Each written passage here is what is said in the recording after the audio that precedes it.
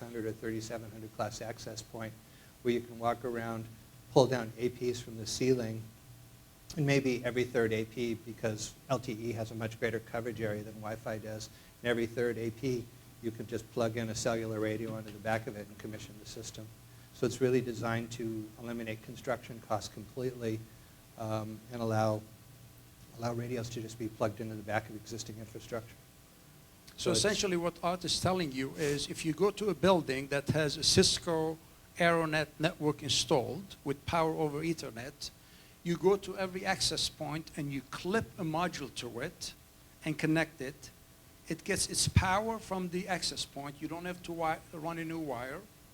It gets its backhaul from the access point, and suddenly you have a Verizon 3-spectrum small cell, 700 AWS and 3G, lit in that space. Isn't that incredible, Berge?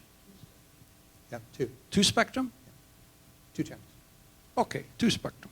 Not bad. You could do voice calls, you could do CS fallback, and you could do LTE. Yes? Question, please.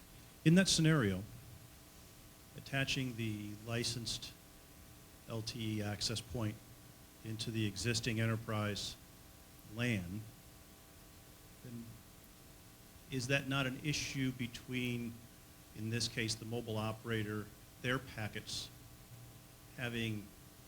being inside the firewall of the enterprise LAN, and would that not make it a more complex transaction to implement that service when you have to negotiate then with the IT department, as opposed to just having your own dedicated Ethernet backhaul for the licensed access point that goes out separately? It doesn't touch any of the intranet or any of the other sensitive areas of an enterprise LAN. Absolutely correct. There are situations where policy will prohibit this type of installation. But then there's the landscape of enterprises where it'll be perfectly acceptable.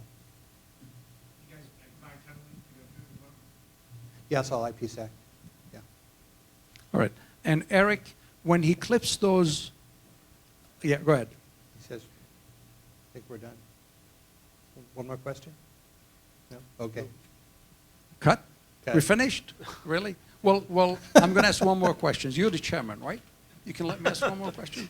My question for Eric. Okay. In the case where Art just described, where you do that clipping, can you still distribute your timing signal over access points and switches put for Wi-Fi?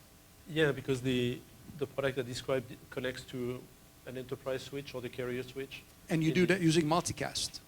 Well, it depends on the profile for 1588. So it's either unicast or multicast, but most likely unicast. Thank you very much. Thank you, everybody, for joining us today, and thank you for our panel. Thank you. Thank you.